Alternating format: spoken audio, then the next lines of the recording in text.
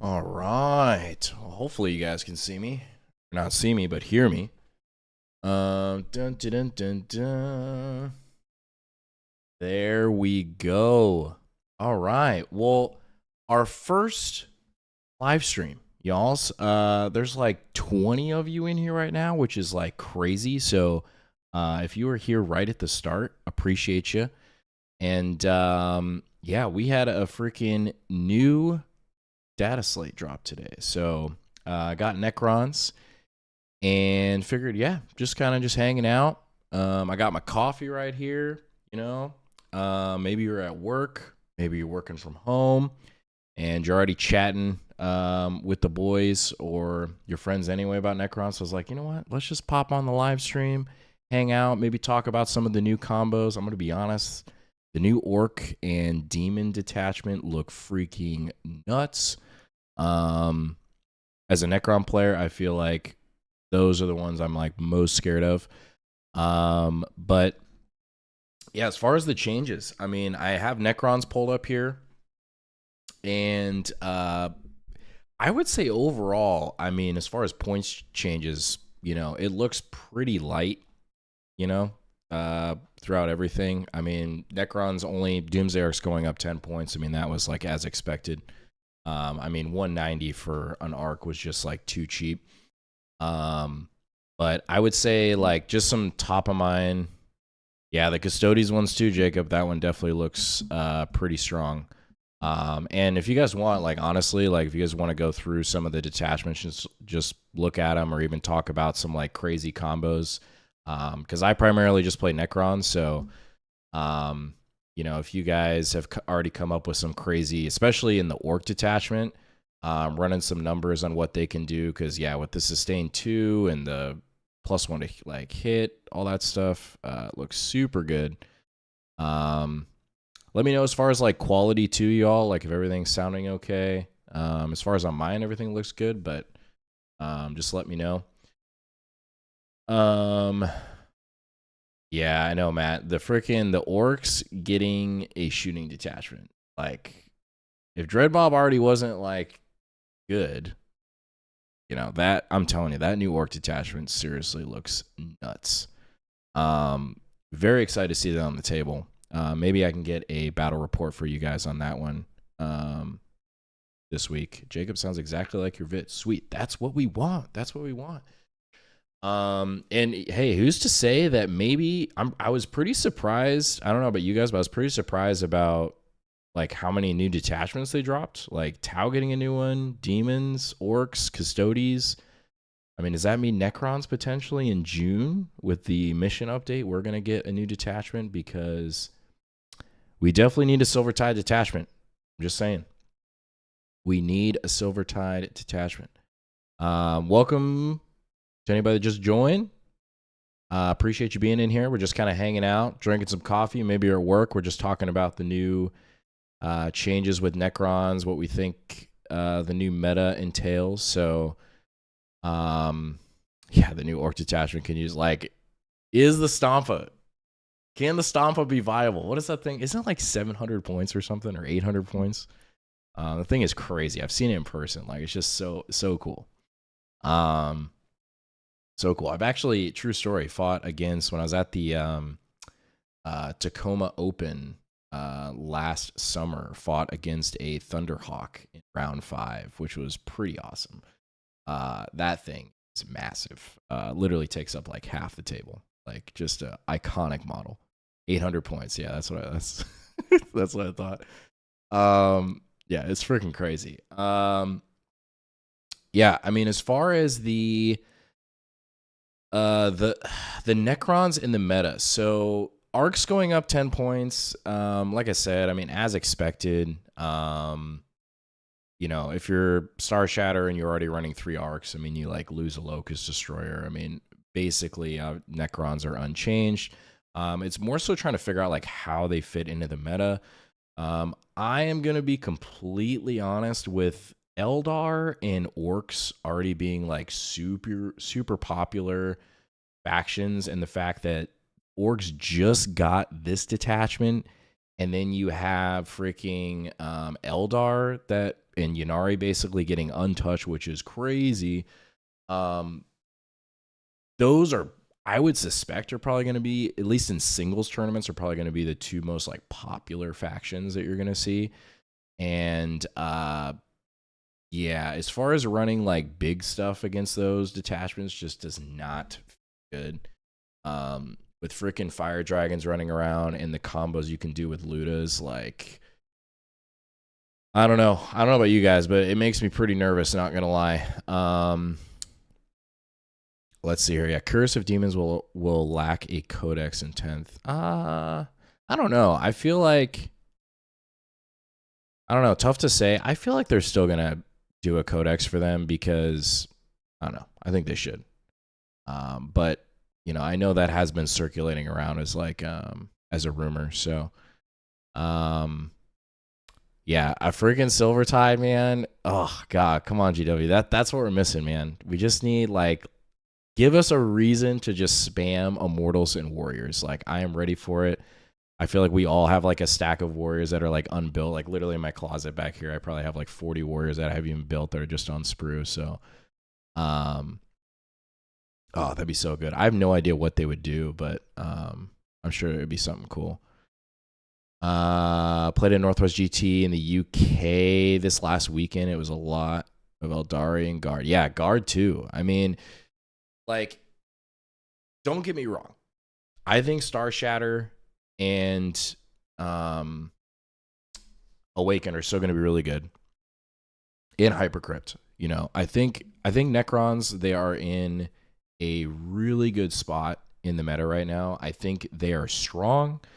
They are not like overpowered or per se oppressive. I still think the way the meta is right now, I think I am the highest on Awakened Dynasty. I think mainly for board control purposes and just scoring, because especially against like Eldari and you look at Eldari, Guard, and Orcs that are probably going to be very popular in singles tournaments, and I feel like if you just don't have good board control against those armies, it's really going to be tricky. And especially when you're running Star Shatter and you still have like a lot of Doomsday Arcs and Silent King and all that good stuff. Ludas, you know, they love that stuff. They love, you know, just putting you on your invul with high volume fire. They even have, don't they have like a 1 CP freaking dev wound strat? I mean, it's just crazy.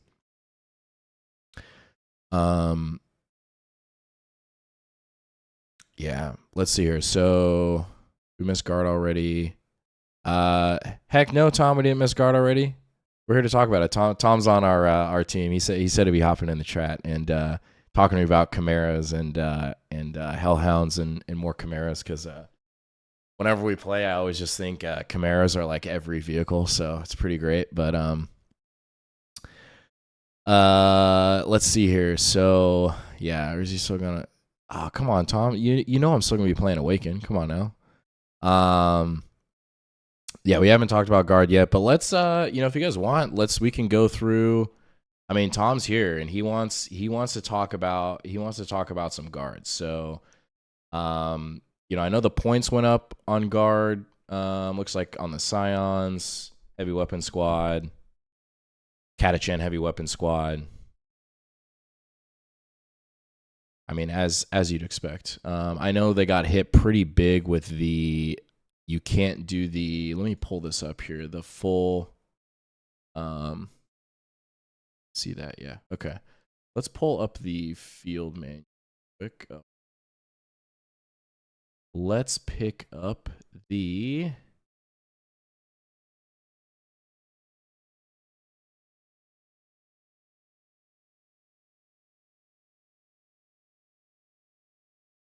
pound status Slate. There we go. As if it wasn't complicated enough to find everything here. Okay, you guys can, I think, see all that. Oh, that's like really. There we go. Let's see here. Guard. Did they change here? Wasn't it something with like they don't get the full rerolls?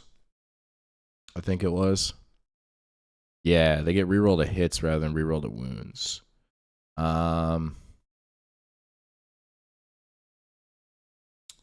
Yeah, I mean, obviously, I still think guard are going to be really strong in the meta. I mean, even with these nerfs, I think they're still going to be up there, especially with like good players. This new demon detachment though looks seriously nuts. But let's go over to. I mean, we need to talk about this detachment because I have been thinking about this all morning as far as like what do we do against this freaking Ork Daka Detachment, guys? Like, what we as Necrons, what are we gonna do against this? Aiden, what's going on, my man? Let's go. New meta, baby. All the way, Daniel. Aren't you out in Florida right now? I think that East Coast living, man. So if you guys haven't seen this Ork Detachment, I mean, I know it's covered like a ton already on YouTube and that sort of thing, but maybe relating specifically to Necrons and what I think this detachment is going to be pretty nuts. Sustain 2 on Orcs and Infantry, even Orc Walkers. And then while the WOG is active, they're getting Assault. So, you know, being able to already like advance and charge, now they can advance and shoot is just super strong. So you're going to see here that, like, I mean, it's similar to Star Shatter, where it's going to really synergize in terms of not only for getting this enhancement if they're running it for rapid fire, to getting them within rapid fire range, but also it's going to be extremely strong in terms of getting the lines that they need as far as shooting. I mean, like, all of these enhancements are just so good. Freaking dev wounds on the amount of volume that they're doing is just like so good. And then this one, just adding 1 to the hit roll, super good. And this one as well. I feel like you're probably going to see these 3 in every list. I mean, for sure these 2. I mean, these 2 are just so good. I feel like not to take. These last 2 I feel like are, you know, questionable, but probably this one, I would say. This Orc's just getting full freaking wound rerolls. Yeah, until the end of the phase, each time a model in your unit makes an attack that targets an enemy unit, roll 1. If that enemy is within range of objective mark, you get full rerolls. Super strong. Super strong. So glad I found this channel. Play Chaos Knights for our last session, and I'm building a Necron's army for the next. You've been super helpful. So, hey, Venom, man. Appreciate that. Well, welcome to the Cron family. Love playing against Chaos Knights as well. That's like its own challenge, but yeah, man, you're in a good spot. Necrons, I feel like I lucked out so hard having Necrons be my first army. I hadn't actually played since 3rd edition, and then came back for 10th and started Necrons again. So I feel really lucky that that was the army I chose, because they have not been bad this whole edition. So, but I think that's also a testament to just like picking an army that has like a lot of data sheets, because it gives you a lot of flexibility to, you know, adapt your list and change depending on the meta, versus like, you know, you have like an army like Votan, not to say they, you know, are necessarily in like a super bad spot, but you know, limited data sheets definitely is rough. You know, if they nerf something, it just doesn't give you as many options. But yeah, reroll wounds was too strong. I've been running 3 Hexmans for a while, and I sure ain't got, Joe, I tell you what, like, with this Ork Detachment, I am thinking about it. I've been running 2 in most of my lists, but 3 sounds real spicy, especially against Orcs and something like this, because yeah, this is definitely going to be a problem for the Crons, y'all. I'm not even going to sugarcoat it.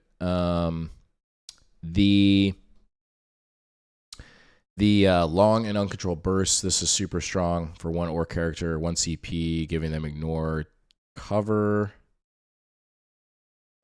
Yeah, I mean, this is great. This is one of, I think, the strongest ones in the whole suite, because mainly they're going to be wanting to use this on what's his face, Zogrog,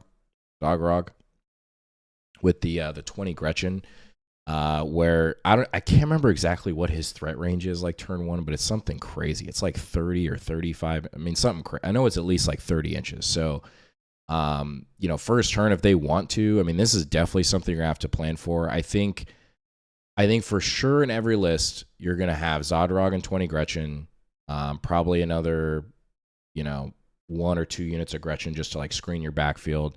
They're definitely going to need to farm CP because this is going to be a CP hungry detachment for sure, because they're going to want to stack multiples of these to get their buffs.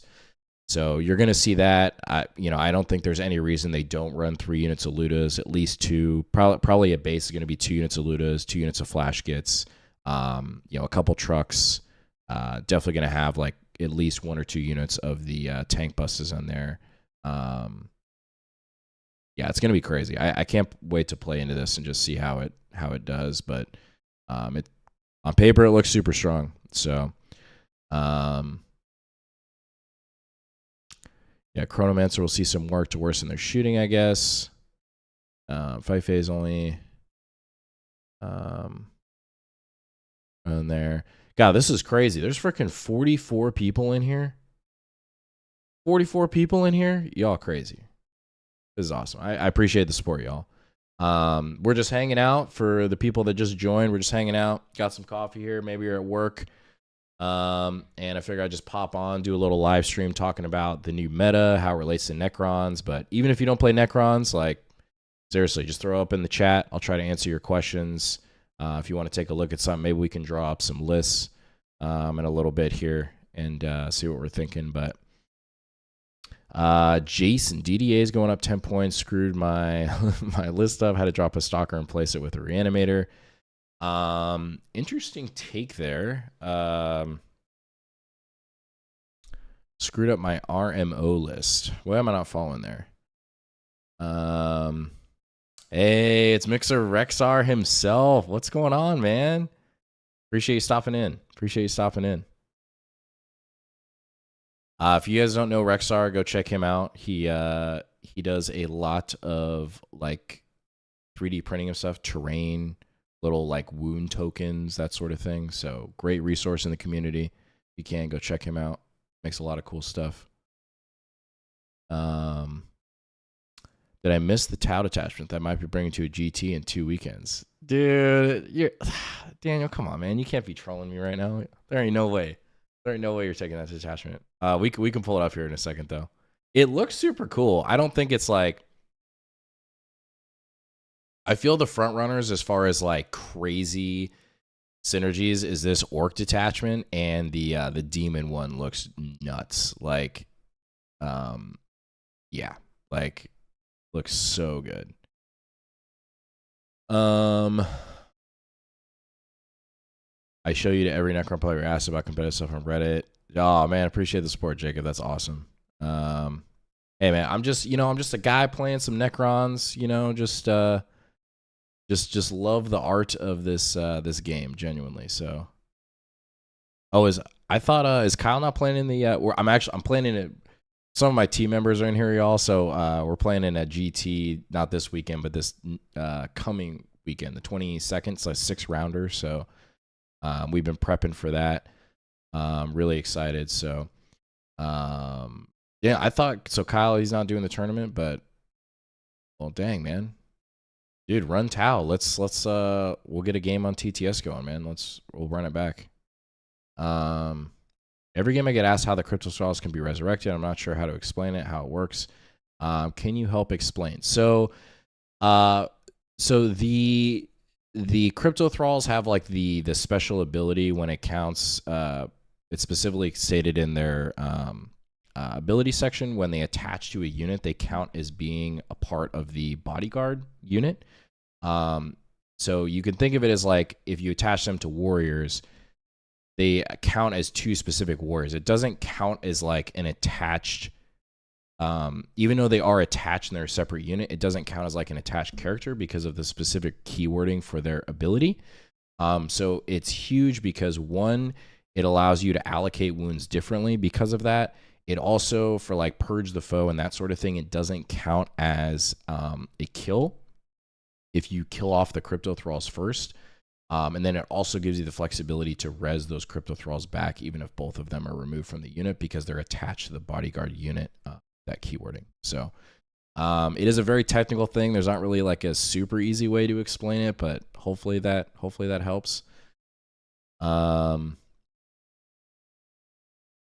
Let's see here. So we got swapped a stalker for a squad of Scorpex. I'm not sure that's the right choice though. So the horseman, are you running Awakened Dynasty? Are you running Star Shatter? Honestly, I love both. Scorpex are still great right now. I'm still running like 2 units of 3 in my main Awaken list, so I don't think that's a bad call. I mean, Scorpex point for point are probably one of our like highest value units as far as like damage goes. So that and like Scorpec Lords, Star Shatter. Okay, I will say, so I have a Star Shatter list I really want to try out. That, are you already running one Stalker in there?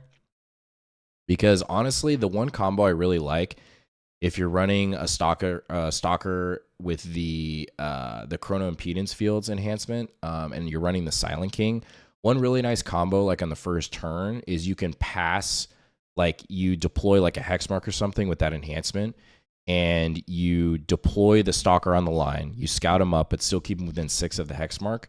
So just in case you go first, you can actually pass that -1 damage enhancement onto the Stalker first, because a lot of times you're not exposing the King turn 1 to really max value that enhancement. And then it also forces your opponent to really commit even harder to that resource turn 1, because a Stalker is still at 110 points, 12 wounds, 4 up invul, and -1 damage. Like, they really got to commit something real to get that off the board turn 1. And it's like, it's OC4, I think, right? So, I don't know. I mean, Scorpex are really good as well. You know, I think 1 unit makes sense in Star Shatter. I don't know if I would run 2, but I would, if you're not running any Stalkers, Horsemen, I would definitely look at trying to get at least 1 Stalker back in your list, because I really do like them in Star Shatter, at least just having 1. I think they offer a lot of utility that Star Shatter needs in the early game, personally. But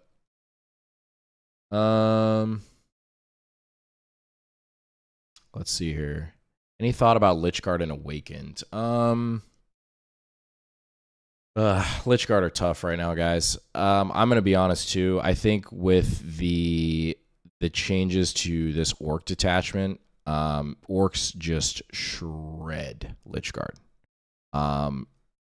Shred Lichguard, unfortunately. So I'm not feeling too high on Lichguard right now in the meta. As far as for singles, teams that could be different, but right now in singles, I think they're in a pretty rough spot, unfortunately. Tom, first live stream, first time to come to Ork. Let's see here. Let's see. Oh man, he's teasing me with a good time. All right, we'll see. Yeah, Daniel's having nightmares about that warrior brick, y'all. He's having nightmares. I'm playing the LVO double warrior list, and it's amazing. Yeah, it's super strong.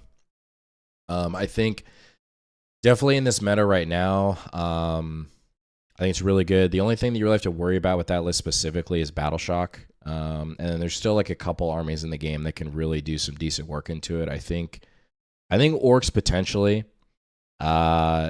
Definitely like CSM Bile is really bad. Votan have some combos that can do it as well to like get it off the board. But main thing I'm like really scared of in like singles is like Battle Shock shenanigans, because that can really ruin your day with the warriors, unfortunately.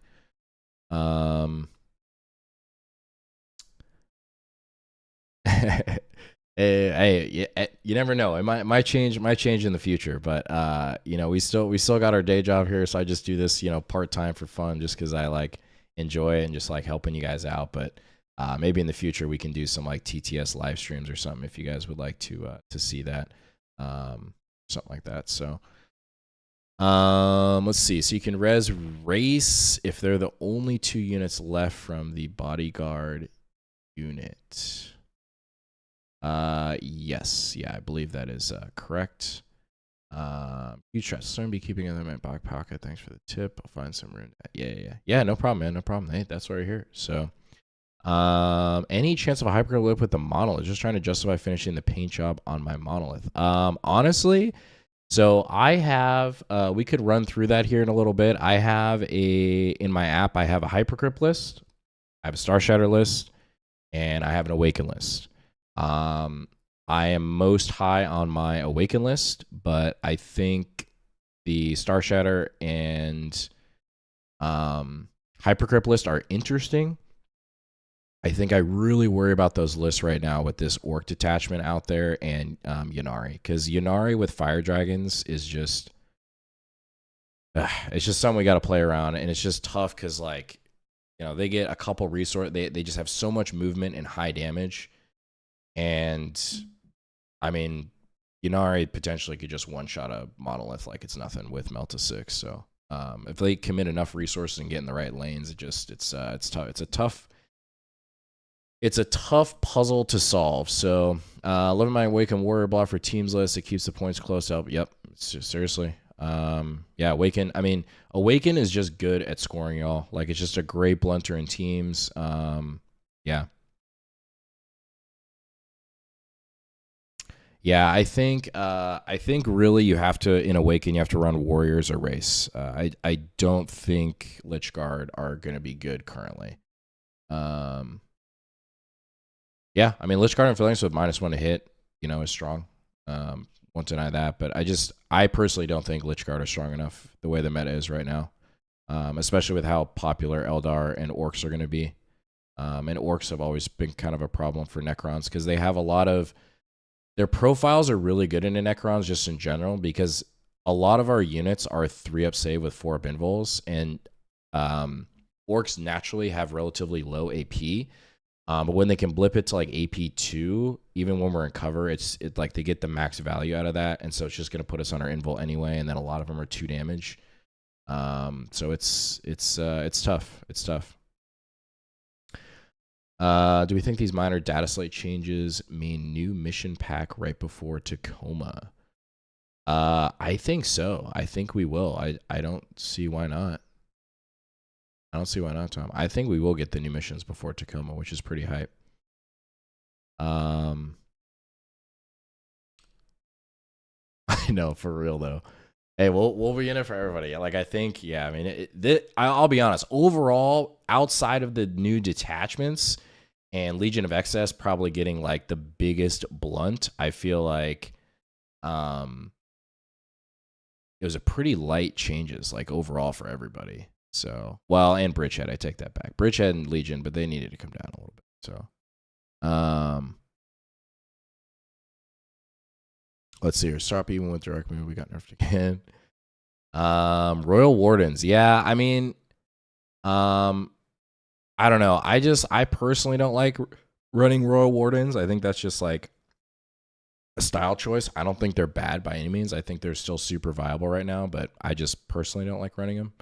But I think it's just a stylistic choice. I mean, that's why we love Warhammer. I think, like, you know, a lot of good players, like, they'll agree on foundations of lists, but like those accessory pieces is where sometimes it differs, which I think is like one of the coolest parts about the game. Think of buying Tau. What do you think about the army? Already have 3 armies. Yo, Chris, we're in the same boat, man. Like, I've been playing Necrons this whole edition. I've been like, I think genuinely Grey Knights are, I mean, going to be my second army just because I have a really cool paint scheme idea for them. And yeah, I just think their models look super cool. But I think rule of cool always wins. I think whatever, like, you know, gets you excited as far as like the models look cool and you want to paint them. I think that's the best thing. And I think Tau is really cool too, just because they have a lot of different data sheets. So especially if you're like a competitive player, you know, I think they're a really good army to have, just because, you know, you can swap stuff out, that sort of thing. They are fairly one-dimensional in terms of like they're primarily a shooting army. They don't really have many melee units. So that's something to consider. But I think, you know, when you talk about also like, oh, okay, you know, if there's some new players in here, this is crazy. We have 55 people in here. What is even happening? You guys join. Appreciate you guys watching. We're just hanging out, live streaming, and just drinking some coffee. Figure if you guys are at work or maybe working from home, wanted to talk about the data slate, just a place to hang out. Drop your questions in the chat, what you think of the new changes, and yeah. So, anyways, but yeah, if you're a new player, like just starting, I think if you're wondering what you want your first army to be too, I think any army that plays both phases of the game and has a lot of data sheets is like one of the best armies to start. So Necrons is a perfect example. Tyranids, Marines, any sort of like Marines detachment, because, you know, again, they have so many data sheets. Orcs, another one. So depending on like what your flavor is, like if you like shooting or you like melee, or maybe there's a season where you really like playing a melee style and then you want to flip to shooting, you have the flexibility to do that. Versus like if you have Votan or something like that, where they're more monophase or just shooting, or, you know, World Eaters, even though they're super cool and fun, you know, they don't have a lot of data sheets and they're just melee, you know. So if you decide you want to play something else, you get kind of pigeonholed and stuck. Now, again, this is only for like competitive play. Like if you're just casual gamer picking up games on the weekends, you know, like, yeah, play whatever you want, man. But in the competitive scene, I think that's a good rule of thumb to look at. So let's see here, catching up here. Speaking of word blob, I won my last game against Custodes. Thanks to them, my opponent was just mystified by their resilience. Yeah, I mean, that's pretty much every game I've been playing as of recently. Played against Monka the other night, and yeah, it was they did not have an answer at all to the warrior blob. So yeah, 2 units of Scorpex and Star Shadow with Lords field necessary to blunt charges. Yeah,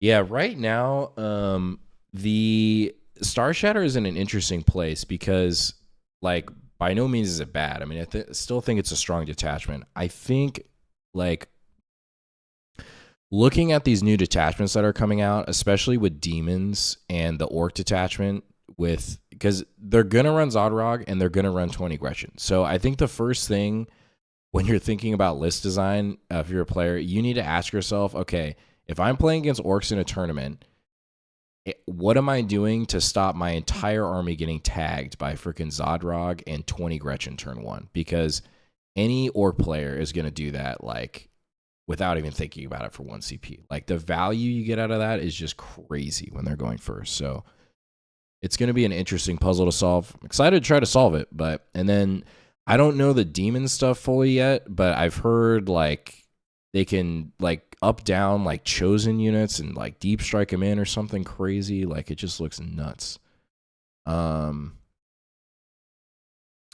Yeah, I'm like slowly trying to build up Grey Knights, but I don't want to buy like too much stuff until the stuff comes out. Oh, they're not doing a refresh till next edition?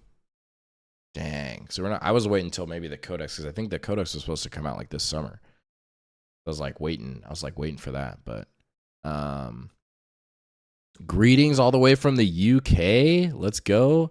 Only recently found your channel, appreciating Necron advice. Really like your battle report format. Really helps hearing you thinking out each game progress. Sweet. Well, 40K punk. Yo, appreciate you being here. Thanks for the kind words, and I'm glad it's been helping you, man. I'm glad it's been helping you. So, man, I've been running Awakened Warrior Brick plus Wraith Techno Brick, then double Reanimator, Nightbringer, Transcendent, some Amphibians. Had a lot of advancing Transcendent into opponent's backfield turn. Interesting. Yeah, not bad. I would say, like, I'd be interested to see. I'm gonna take a sip of this coffee here. I would say, man, against a lot of good opponents, though, I feel like there should be no way you should be able to deep strike in your Transcendent in their backfield turn 1, because most good opponents are going to be screening. I I think the Transcendent's like a super fun piece, but if we're strictly talking about like singles competitive meta, I think Catan are in a super rough spot right now.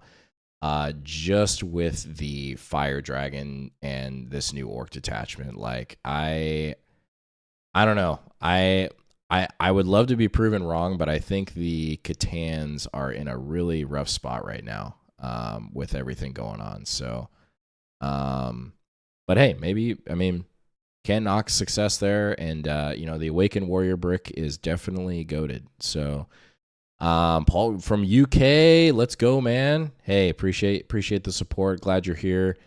Figure just hanging out, talking about the new Necron changes, all that good stuff, going over this like Ork Detachment, which is just like nuts.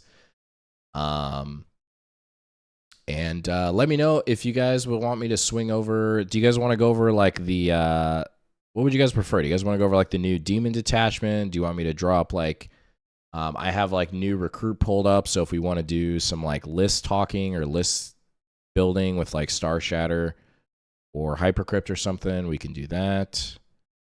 Let me know. How did you find your teams tournament? Probably attorneys. Yeah, I've been wanting to play teams myself. Honestly, happened like super organically. We started. My buddy that I used to play with at like our local game store. This was like 20 years ago. In 3rd edition, he reached out to me and he was like, "Hey, do you ever have any interest in coming back to Warhammer? They have like a new app coming out and everything else." I was like, you know what? Screw it. Let's do it. So we started playing like right when it started in July of like, what would this been? Like 2023. And honestly, I've just been hooked ever since. I've loved it. I feel truly spoiled that everybody has said this is the best the game has ever been. And this is like when I started. So, and I got to play Necrons, which have not been bad this whole edition. So I feel like I really lucked out there. So, but to answer your question, Jacob, yeah, it was mainly just some with some of my local friends, and then went to like our local clubhouse and started meeting more people. And yeah, it just kind of like slowly grew. So I think we have like a total of like 20 people on our team right now, which is pretty awesome. Have like a Discord and stuff. It's like super active and always just kind of nerding out over like different list ideas and that sort of thing. So teams is the future for sure. Team tournaments are just so much fun. So they're a great time. Half damage on Catan doesn't affect melted damage, right? Unfortunately, it does. So yeah, because Melta is going to be added after the modifier. So it's rough. Thoughts on durable large infantry spam as a skew for teams? Yeah, I mean, it's super strong. There's no doubt about it. Like Awakened Warriors are just a great blunter. I think in like team meta right now, if played right. I think Star Shatter can be a great tech piece as well, because in teams you're looking for like skews. So Hypercrypt can skew it really hard one way. Same thing with like Hypercrypt. I'm interested in Star Shatter Hypercrypt list building. Okay, I'll probably switch it over here in just a sec. Star Shatter list ideas. All right, so we got 2 for Star Shatter. Can I even do like engage the audience? Can I do polls? Oh, I can do polls, guys. Okay. Let's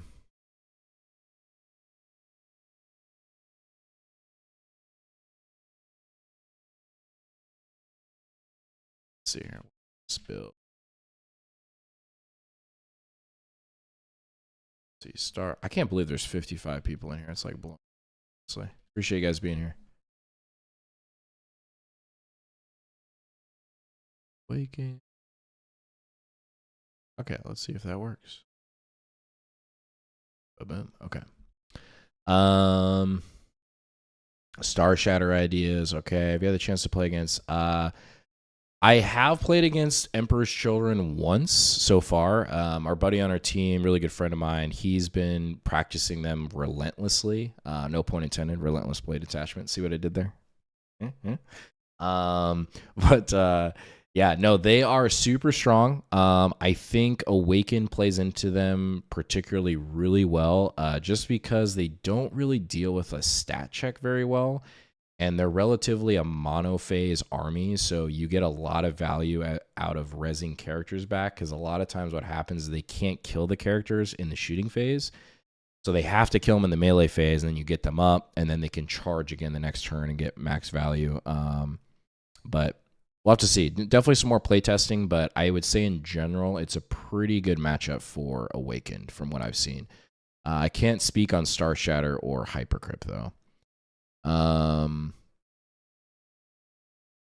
Yeah, love Star Shatter. Always be interested in hearing your process of list building, but some understand the army lists itself. Okay, you don't like Lich. You don't like Lich and Catan in the new meta. What units do you like to go to the meta? I really like Hexmarks. I think Hexmarks are super strong in the meta right now, especially with Eldar and Orcs going around. So, to let you know how well race run in Star Shatter, my current build has the race in there, and I'll explain why here in just a second. Because it sounds like we're going to be doing. Oh crap! I meant to put up. Let's see. Meant to put up Star Shatter and Hyper Crypt, but looks like you guys, man, everybody wants Awaken still, huh? Let's see here. I'm gonna be honest. I'm pretty hyped about my Awaken build. Game is also 5 times more work as far as prep. Yeah, very true. Very true. How would you put together a 600-point Necron list to a double man tournament? That's a good question. 600 points, double man, so it's like a 1,200-point tournament. I don't know. I feel like I would run. I mean, I really like Xeris. Xeris is super cool. He's like 175 points. That's like a third of it. And then I don't know. It depends on like how competitive it is, or if you just want to be, more kind of like on the fun side. But maybe like Xeris, bring like a block of warriors, and then like with the character, that probably get you, like right around 600 points. Be kind of cool.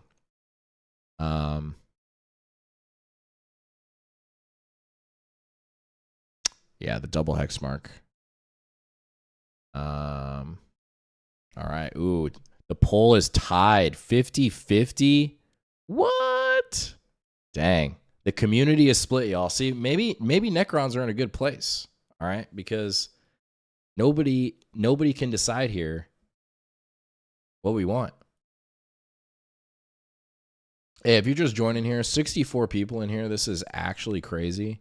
So if you just hopped in, yeah, let me know what you'd like to see. But yeah, if you just hopped in, seriously appreciate you. Just kind of hanging out, drinking some coffee. If you're at work, hanging out at home, just going over the new changes. We're gonna go over looks like we'll go over like a Star Shatter list first, and then we'll talk about Awaken after that, or Hyper Crypt. Yeah, no, I mean, I think, I don't know. I mean, Necron Detachments, they're in a good spot. I mean, Canoptic Court, I think, is viable, but I mean, if we're talking about trying to go against the top of the meta, which is this Ork Detachment very well could be, Eldar for sure, Bridgehead, all of these attachments have extremely mobile, high damage shooting,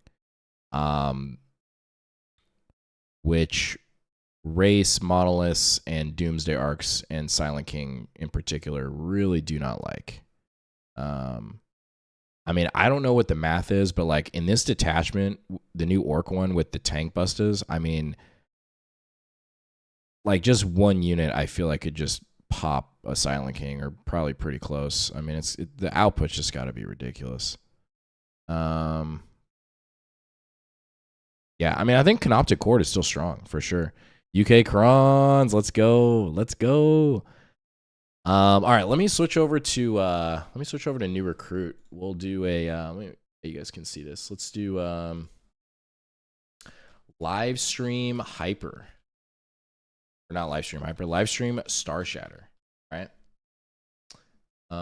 Add force. Yeah. You guys can see this, I think.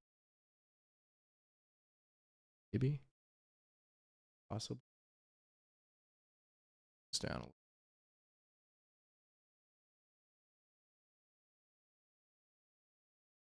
There we go. Good. Okay. So, configuration here. We got battle size. We got Strike Force. Strike Force, ladies and gentlemen. We got Star Shatter Arsenal. And that's all good. Okay. So, to start with Star Shatter, recently, personally, I don't think you're leaving home without the Silent King. All right. He's just too good. He's just too good. I love him. He just solves a lot of problems. He's a very situational piece. You know, you can do the ignore mod, so you know, preventing battle shock problems, the rerolls for the arcs. I think that's the biggest thing because you're really trying to prevent the swinginess of the Doomsday arcs. So I think we definitely want to start off with the Silent King. So yeah, being able to shut off Overwatch hurts Canoptic Cord as Doom Soccer Real 5. So Strange is part of the list, and Eldar just can say no. This is very true. This is very true.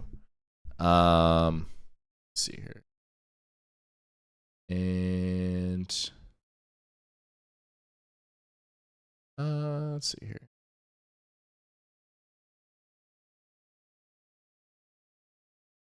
All right. So we have Silent King to start.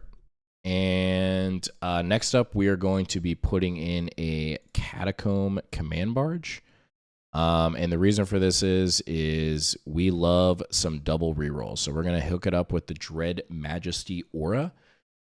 So it's going to get reroll 1s to hit and reroll 1s to wound for any unit within 6. And that is going to be paired with some... where are they? We're looking for the race. Where are the race, folks?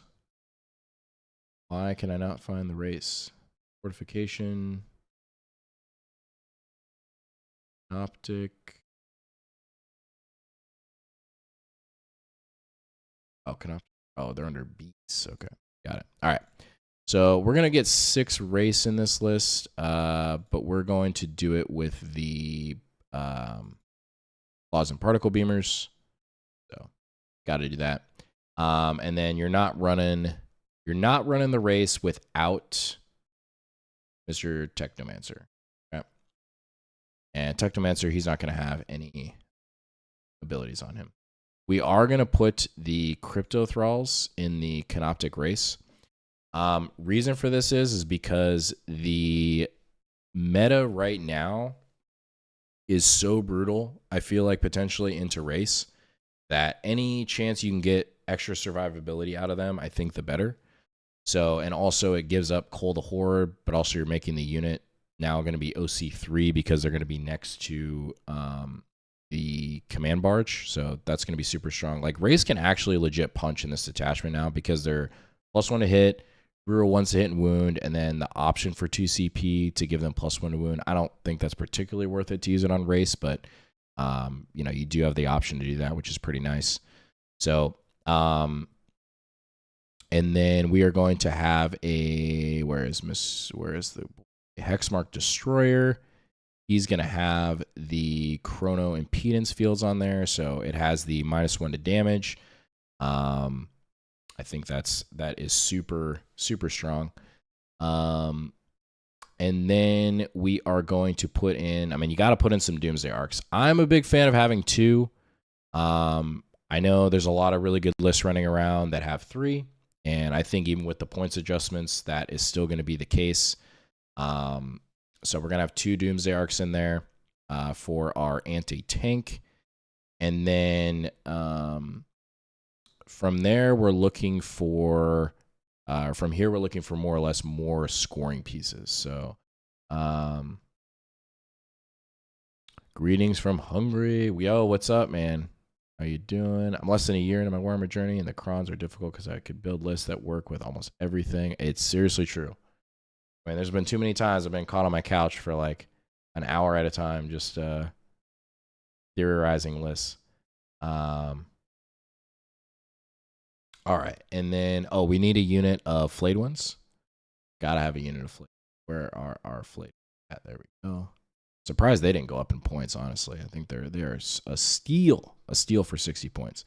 Then we're gonna put in a unit of Tomb Blades. I think for now, I think they're a great utility piece. Let's put in one Stalker, and I'm gonna explain this at the end and kind of the theory around how this works here. Let's see here, and then we want some Locust Destroyers, and for some like utility and scoring, because go figure, Star Shatter really struggles with that. And then let's see here, Blade ones with Mark Ophidian X. Okay, so from here we have like 260 points left. Here's like, I'd say like a good foundation, and then you could kind of go like in a different direction if you want. So more or less the theory around this list is the biggest thing with Star Shatter is, one, it has a primary problem. So there's a couple ways to solve that. Either, we need to put in the this is what I'm forgetting. We need the Reanimator and the Spider. Canoptic Reanimator. Where are you?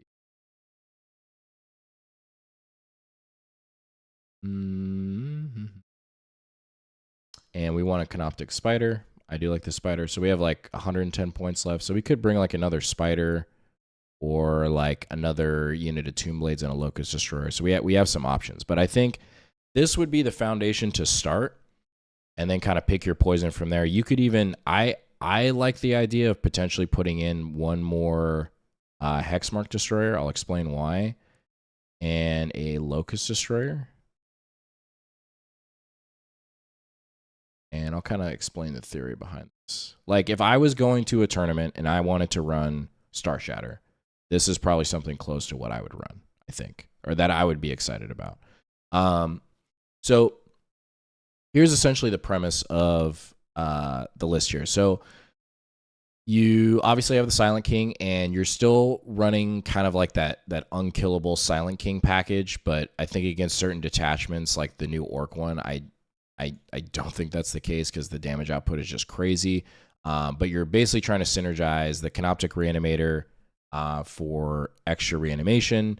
You have the Spider giving the King 5 Feel No Pain against mortals and psychic attacks. And then you have the -1 damage enhancement from the Hexmark, and then potentially -1 to wound from the Strat, which is still 2 CP. So the playstyle essentially is you're not really exposing the Silent King turn 1, but like I was mentioning earlier, if you guys weren't here, the one reason why I really like one Stalker in the list is a lot of times when you're running a Hexmark Destroyer with the Chrono Impedance fields, you're obviously giving it to the Silent King turn 1, but a lot of times you're not exposing him turn 1. So you're not really getting you're not getting good value out of that enhancement turn 1. So a good little idea or tech piece is you can stage up the Hexmark, or deploy him like on the line or up behind a wall. You scout up the Stalker, and then can still give the -1 damage enhancement to the Stalker turn 1. And it creates a much more interesting combo where you could, if you don't want to, you don't have to necessarily put the Race on the objective turn 1, but you could put a Stalker on there. That's, 12 wounds, 4 up invul, -1 damage for 110 points. And the biggest thing is that it's going to force your opponent to have to commit something real to try to get it off that point. And then at that point, then you can clap back with potentially like, the Doomsday Arcs coming in out of reserve, or the Silent King swinging over on one of those firing lanes. Or you could do a combo of you put the Stalker on there and the Race, because the Race are going to be 3 OC each, because they're going to be next to the command barge, and you're literally just tell your opponent, like, this is my objective. Good luck trying to take me off of it. Because, the Race, they're still tanky against a lot of, armies. T6, 3 up, 4 up, 3 up, 4 up, 5 up, 4 wins each. It's still a lot to chew through, especially with the Crypto Thralls in there. It really skews the math. So the Race are going to essentially be your primary, like your anchor holders, like holding everything down. And then the the Doomsday Arcs and the Silent King are going to be kind of your damage pieces. And then you have a unit of flayed ones to help kind of protect the rush. You have Locust Destroyers, probably have 1 on the board and then 2 in reserve, and then the Tomb Blades as well. So you have like really good utility pieces. So you still have, like you have, let me see here, 1, 2, 3, 4, 5, 6, 10, 11, 12, 13, 14. You have 15 units. And that's still running the King with the race. So you're still going to have really good board control. You still have a couple units in reserve. I love having 1 hex mark on the board, 1 in reserve in Deep Strike, just because a 40 mil base is really hard to screen out. It's just a great scoring piece. I think it's a great tech piece in the meta right now with Eldar and Orcs that are going to be so popular. I think they're great. So, and Locust Destroyers still being 35 points are great. So, this is something, yeah, more or less like I would run. Let me know if you guys got any questions in the chat. Let me answer some of these questions. One of my favorite games is list building. I've been for a couple decades. Yeah, for real though. Does the new star have any value in Star Shatter or in general? I think it could, but yeah, hitting on 4s is not super exciting. I think the biggest thing in like singles tournaments is just really rough when your game plan revolves around D6 shots. And yeah, you can get rerolls from the King, and yes, you can spend a CP to reroll, but I mean, how many times have you rolled a 1 into a 1 and it's just like, ugh.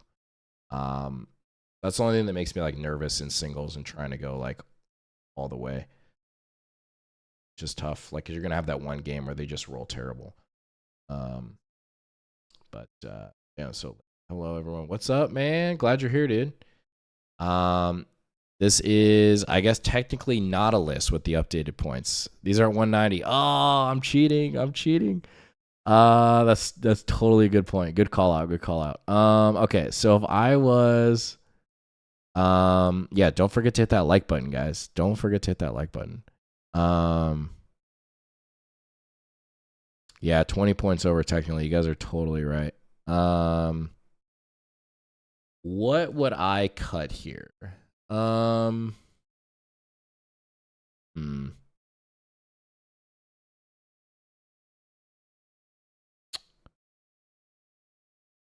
that's kind of a weird break point, isn't it? Because this is at exactly 2,000. I don't think I would cut any of this. I don't think I would cut a hex mark. It's weird because if you drop a Locust Destroyer, you're under by 15 points. And then if you drop 2, you're under by what? 50? Which is also kind of a weird break point. I mean, you could drop 2 Locust Destroyers and run like a unit of Scarabs. I don't think is like a bad idea, but then you're 10 points under at that point. Yeah, I mean, or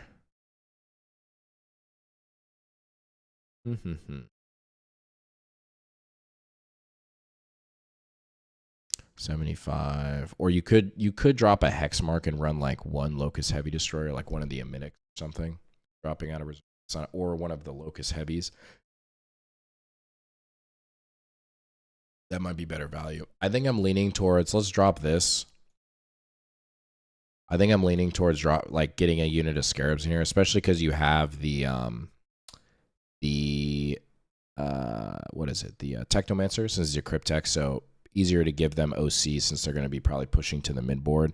And I think in this meta right now, we're going to have more Emperor's Children and more Rush armies, especially with like the Custodes Detachment as well. And demons, like I think just board control and just having like trash is going to be more important than ever, especially in Star Shatter, to prevent some problems. But so number one question is, where exactly should I plan for my son? Should he be moving to? Should he be sitting and sniping things? No dumb question around here. So with Silent King, at least like specifically with this build, I think more or less what you're looking to build or like go into is you have the race on the objective turn 1. I mean, this is going to be, it's kind of a tough question to answer because it's going to be very like mission dependent and also like matchup dependent. But the race with the king give you a lot of flexibility in terms of like the race allow the king to essentially stay safe turn 1, where I think you definitely want to stage him like in somewhat of an aggressive position to make sure he's protected, but also to make sure he's going to get his max value because they need to respect him in his threat range because he's really great at shooting, he's great melee, and he provides great buffs to your army. But I think the biggest thing is you want to stage him in a way that you're also going to get really good value out of the Doomsday Arc. So there's a world where you can move up the race turn 1, and then depending on the mission, the race have the flexibility to leave that objective, and then you can stage with the Silent King holding your primary at that point, and then it gives the race the flexibility to, you know, move up 10. I mean, granted, they might be slowed down by the crypto thralls, but you know, threatening potentially like that middle objective. So, yeah, you could cut a Locuster and grab an enhancement, but I was thinking about, yeah, you could do like Demanding Leader or like the Nebula Scope for Ignore Cover, but I'm not running I don't think there's really a unit that it would make sense to put them on. So it's kind of a weird breakpoint. So, but yeah, I like the Scarabs, honestly, in this meta. I think they would get a little bit more value. I swapped the normal stars for 2 heavies with the Mimic and put in a Scorpec Lord. Yeah, I mean, that's not a bad option either, honestly.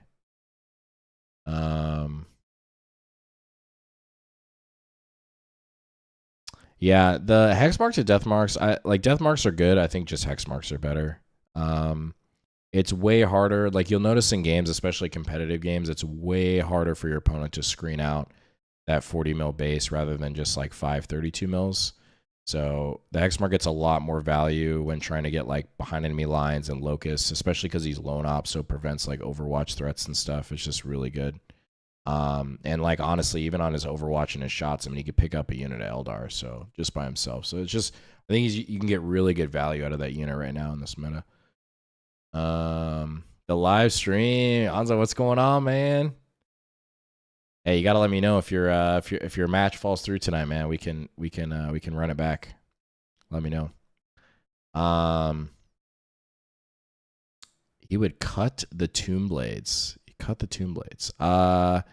I mean, I could see it. I think the thing that I love about the Tomb Blades is they offer a lot of flexibility, really specifically with move blocks, especially with going first, where the Tomb Blades being able to scout up their movement, and then certain matchups, like especially with Orcs, where you could move block trucks, Votan, Tau, where you could move block like your primary or your natural expansion, and then just preventing them from getting resources on your objective turn 1. Because again, like Star Shadow is a big problem with holding primary.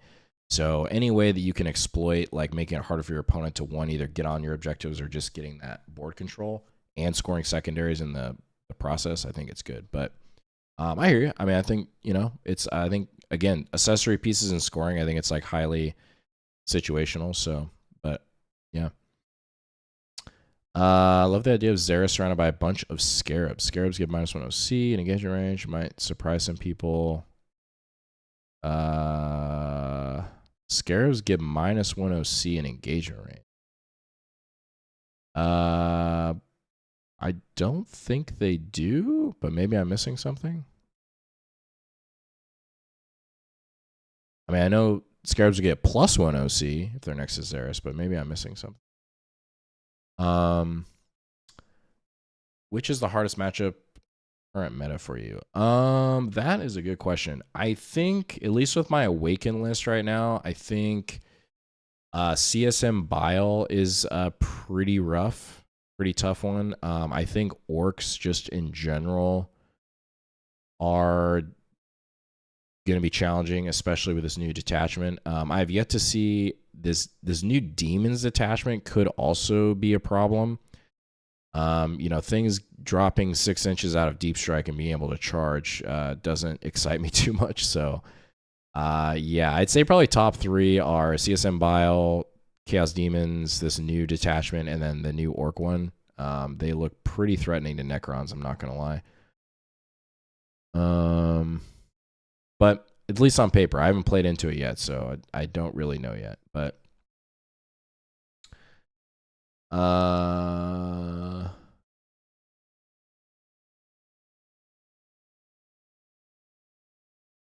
well, there we go. -1 OC, there we go. See? Didn't even, man, I must have totally forgot about that. It's been a hot minute since I've been playing Scarabs, man. That's crazy. That's awesome, actually. Is it even on here? Probably have to go to Wapedia or whatever. Well, yeah. All right. Well, even more reason to run some Scarabs. Heck yeah. Abilities, Chittering Swarm. Yeah, it's right here. On enemy units, subtract 1 from the judgment. Oh, to a minimum of 1. Okay. So they can't go below 0.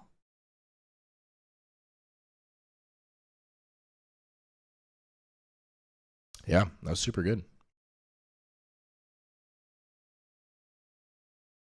How would you build without the Silent King? Yeah, so with Catan, Rich, all right, here's the thing. I think with the Catan in the meta right now, personally, I think are not going to be good with this new Ork Detachment and Eldar running around. But that's just my personal opinion. But if I was running without the Silent King, I think at that point I would definitely put in 1 more Arc, which is half of your points, so it frees up 220 points. And then I would probably run more damage pieces, like bringing in like Scorpex and Scorpec Lords. I think they're just really good value for their points. It's probably what I would do. So something like, yeah, like a DDA, because I look at this as like the Silent King is like your damage piece. So if I could trade this in for like essentially more damage and more pieces, I don't think that's like a bad idea. But I think the Silent King is he's still just a great model for 420 points. So, yeah, probably like a DDA, unit of Scorpex and like a Scorpec Lord, probably something like that.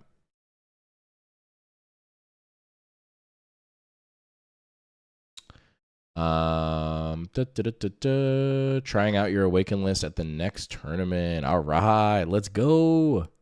Hype for you, man. Let me know. Let me know how it goes. Glad to catch you live. What did you say? 6 Locust Ashore with Lord. Last vid you said they were dead weight. Look, hot take maybe. I just do not like that unit. I think in Hypercrypt they have some play for sure, but they are just a massive footprint. And you have to think about too, like, the one really nice thing about a DDA and why they're so good is for a couple of reasons. One, if you think about it, all you have to do is just tow out that vehicle and you're getting 100% output. And at the same time, even when your opponent does damage to that Doomsday Ark on the clapback, like let's say they don't kill it, it has like 5 wounds left or 6 wounds left, you're still getting 100% output because it's not dead. The problem with the Locust Brick is, one, the footprint is massive. And then the getting line of sight to try to get that 100% output is a lot more difficult as well. So just something to think about. And then same thing on the clapback. Then at that point, when they're doing wounds, you're not getting 100% output anymore. I don't know. I think we just have better pieces at our disposal that do more viable damage. But, you know, not to say, I mean, it's a hot take. I personally don't like the unit, but, you know, maybe you can find something that I can't see, which is entirely possible. Oh man, dude, the Silent. What are you talking about, Rich man? No, we'll keep him in here. We'll keep him in here. God, dude, no man, he's awesome, dude. He looks so good. I'm just sad I'm not running my freaking my monolith right now. Been a hypergrade player for a while, but think Canopto might be good for the next meta. Race can take over easily turn 1 and stop the jail. Yeah, I played Hypercrypt all last year. I really do miss Hypercrypt. I'm not gonna lie. Sucks, but here we are. I do have a Hypercrypt list as well. That would be, I think, pretty good. But let's see. I really just like how Catan are either super playable with their strats or just mad with no strat support. Oh, G wants to be. Yeah, I mean, I don't know. I think they're great in like fun games and stuff, but I think definitely in the meta now with these new detachments, I'm not super high on them. I think there's just a lot of matchups where you're just going to be trading down, or you're like, and what we mean by trading down, if you're like somewhat of a newer player in here, is like the fact that you just, they come out with like 100 or 150 point unit and they just like nuke it. Like, I mean, Bridgehead could do it. They have the volume. Orcs can do it. Eldar can do it. And those are all going to be like really popular factions in tournaments. So, yeah, honestly, Hypergo is just so cool. Yeah, no Imotech in Star Shadow right now. I think you can play around it. I think, you have to look at Hypercrypt in a way that you're only going to be using, or not Hypercrypt, excuse me, Star Shatter, those strats like in a very specific case where you're not like just spamming the +1 to wound, -1 to wound, because it is 2 CP. So using it sparingly, I think, is important. I don't think you can afford to have Imotech right now in Star Shatter, personally, but yeah, no, I think Hyper could still do really well, honestly. There's some lists that I want to try out that I'm like pretty excited about.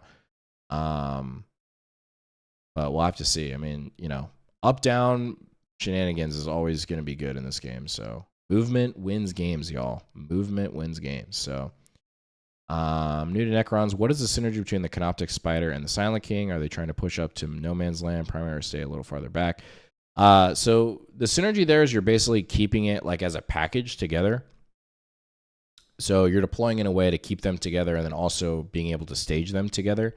So you're keeping the Reanimator, the Silent King, and the Spider around each other. And the Spider gives a 5-up feel no pain to the Silent King to make him more tanky. And that's also against psychic attacks as well. So it can really help you in the like the Grey Knights matchup as well, which is pretty cool.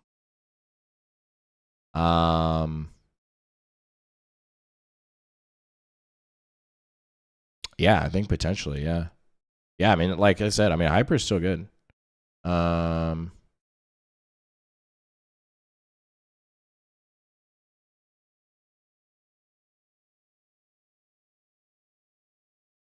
Yeah, Waken list, winning vote. Man, everyone wants to see it, man. Everyone wants to see it. Spider should move it, leave this. Yeah. The movement 5 on the Spider is brutal. Brutal, not gonna lie. Not gonna lie. Let me see if I can get my. I gotta show you guys. It's so sad that I have the monolith like in my case, but I gotta show it to you. It needs to come back on the table.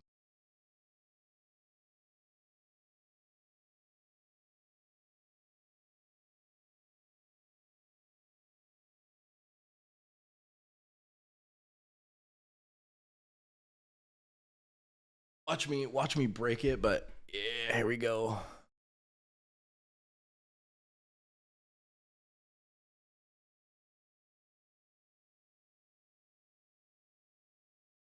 This is our beloved monolith, man. Back in the Hypercrypt days, man. Ugh. Miss playing with it, man. I gotta bring it out. It was so much fun.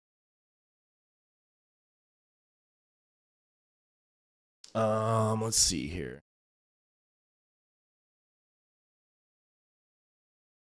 Rafado synergy with the 10-inch move scares. Oh yeah. What does really help the warriors of 5 feeling pain? I play Awaken if it had some fun killy combos. Really, it's all about reanimate, just killing with the Silent King and DA with stuff for the more actually good. Yep.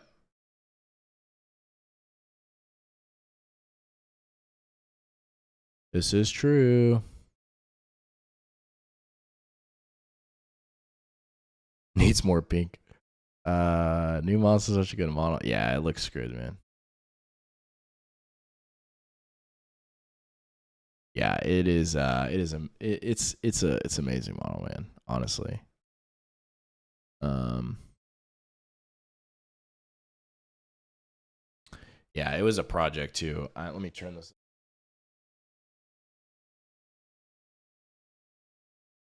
I guess I could show you guys the back of it. But yeah, this thing, I mean, like sub-assembled for days and then like having to spray paint it.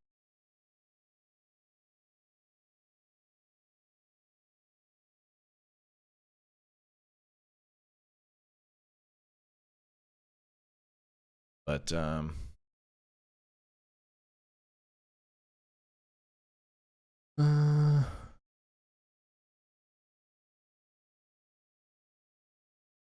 yeah, I think Awaken is really strong right now.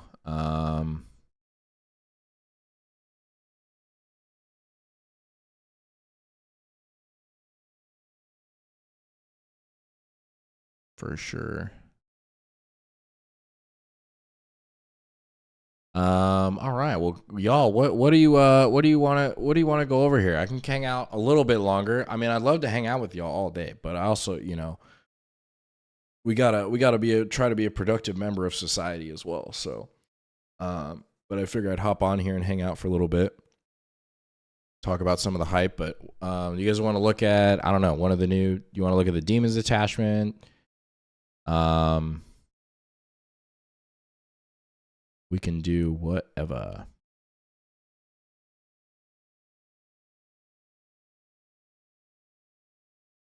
Yeah, if God's Immortals. Okay, here's the thing though. I think if Necrons get a new detachment, they have to give us Silvertide. And I think at that point, that's when we see like Immortals and Warriors just pop off. All right. Like, yeah. Like the strats, I mean, you could have like, yeah, +1 strength, +1 AP and shooting for like 1 CP. And then you have like an Overlord give like the CP reduction, like stuff like that. Oh, dude, it'd be so cool.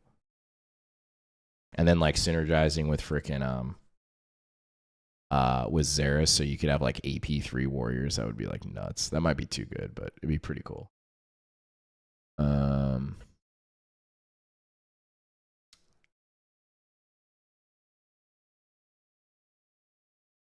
saying Silver Tide, man. Silver Tide.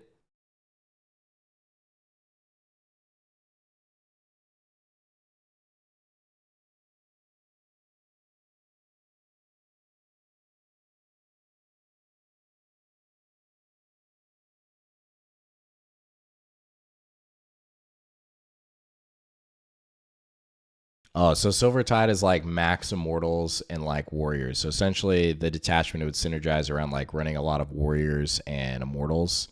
Because we have really good characters to already like buff those units, but the problem is like their weapon profiles right now are like not quite good enough to like punch through stuff for like elite infantry, so they don't really see a lot of play. Like somebody else mentioned, it's like you basically go from like warriors up to Doomsday Arc. Like there's not really an in between. So if we had stuff that was like AP3, like I'm telling you, they made a Silver Tide where it's like battle line got like any battle line units got like +1 strength or +1 AP or something like that, or like that was the detachment rule, that would be like crazy or something like that. And like their weapons have assault. That might be too good though. But it'd be fun. You're forgetting people lose their minds when Necrons get stuff like that. Star Shards go, man, can't play against me. Yeah, I mean, true. Big true.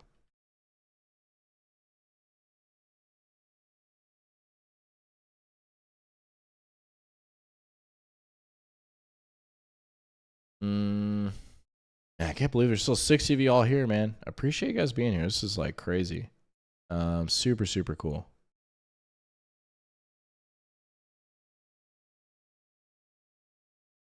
All right, guys, we're gonna do a goal here. Okay. We are gonna do a goal here. Okay.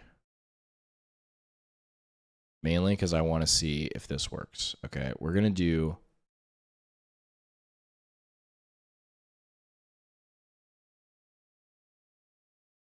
Let's see here. Awakened list.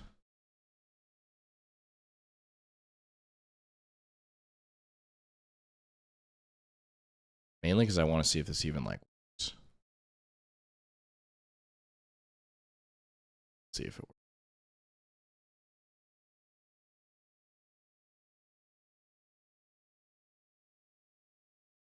There we go. Okay. Bump, bump, bump, bump. More is really efficient. Either that or Catan Detachment would be cool. It might counter. I want a full destroyer list. It's good. I mean, look destroyers and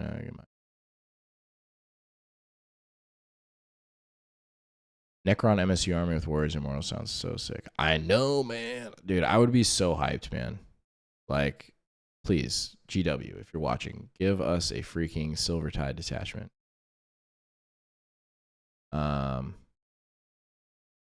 You're hitting European evening, so a bunch of Euros here. Let's go. Welcome. Welcome. Well, 40K Pong, you've been here for a hot minute.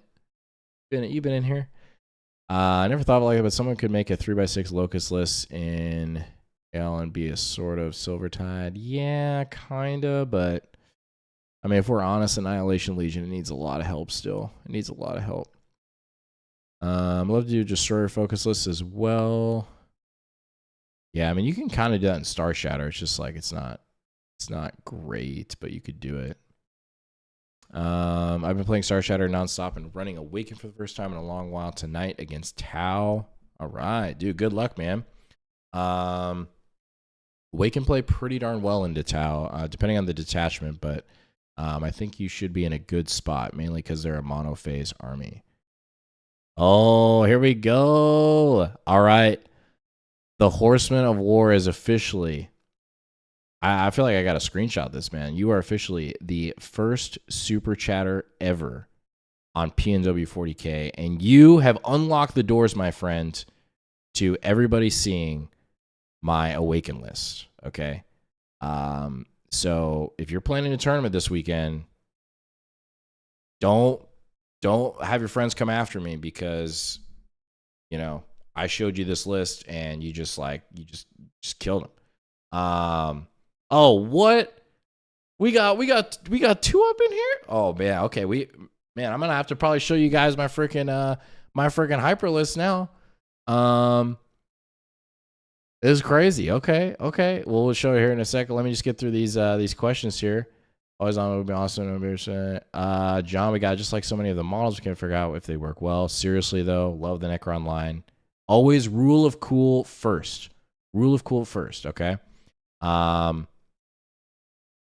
But Horseman of War and Gladstone, seriously appreciate you guys. First ever donor, you thank you guys for the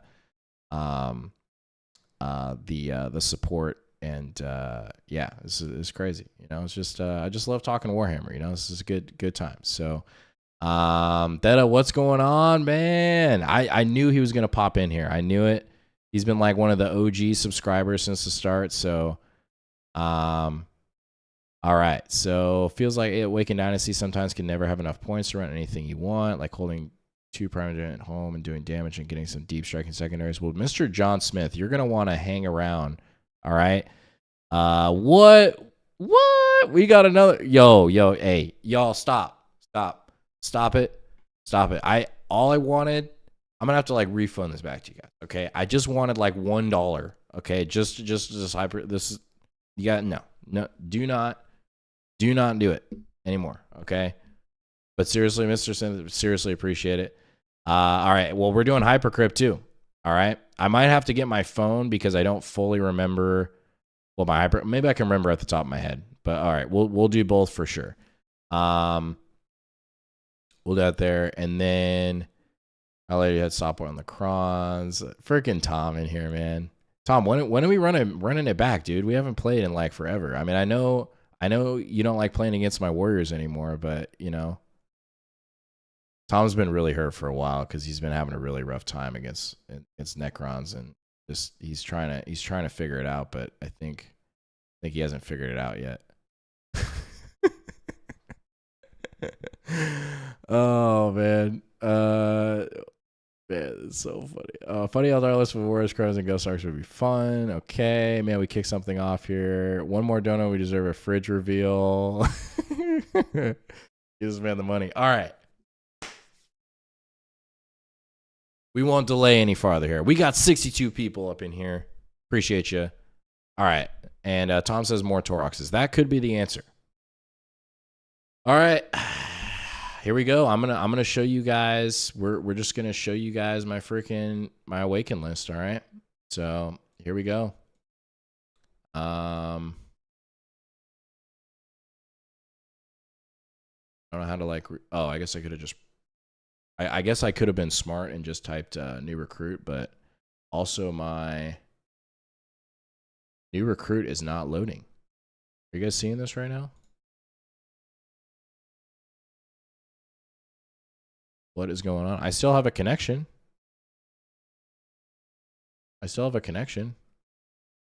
Oh man, Chowzilla, yo, what's up? I knew you would pop in here, man. I knew you would pop in here. Yo, I really appreciate you. Thank you so much for the donation and support, man. Really appreciate it. We're gonna be going over my current Awaken list. Spoiler: this list has been doing really good. So, you're gonna want to stick around. I'm really upset right now because, as you guys can see, I'm trying to page unresponsive. Is this like a new recruit thing? Yeah, are you guys having trouble with this? So exit out and then second here.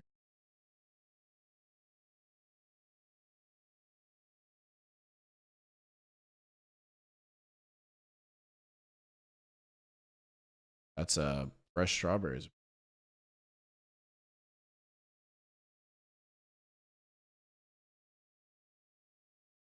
There we go. Okay. Thanks, y'all. Appreciate it there. Okay. All right. So, oh man, I feel like I'm revealing my. I feel like I'm revealing my soul. Okay. We're gonna do live stream Awakened. Okay. It's happening. Here we go. All right. So, I know this list by the back of my hand because I've been playing it a lot. All right. So, what we're going to be doing, battle size, obviously. We're going to be doing Strike Force. We're going to be doing Awaken Dynasty.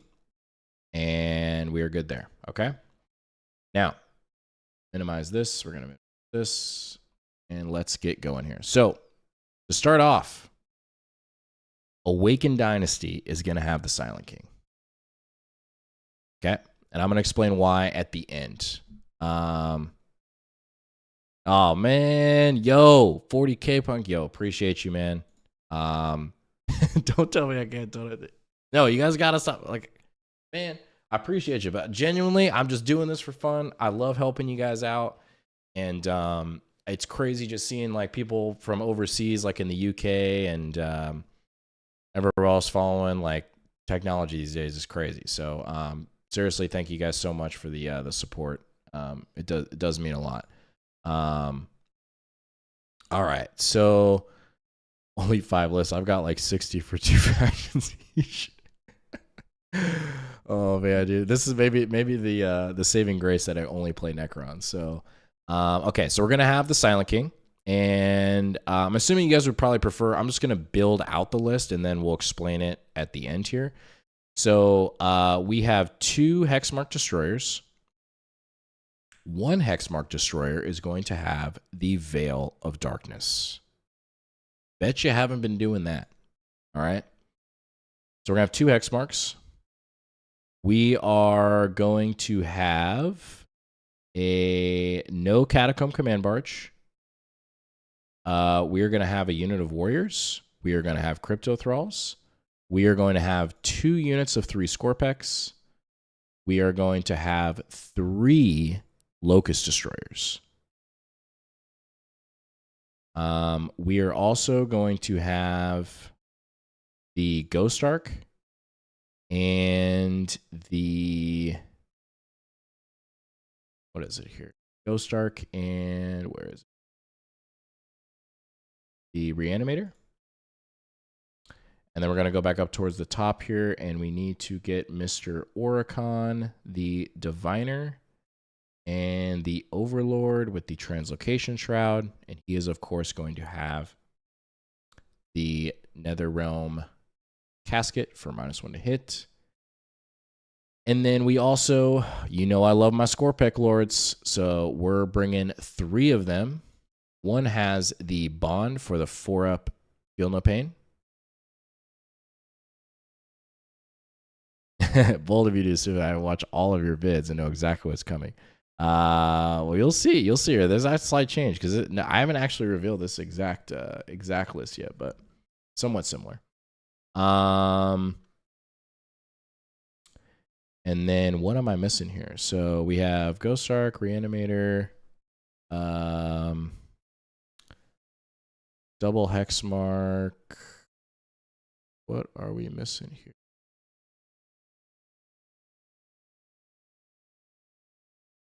Wait, Oricon. Why is it over there? Okay. It's so weird. I don't usually build lists on this thing. So it's weird seeing it on this a little bit. Crypto Thralls we already have. Oh, Flayed Ones.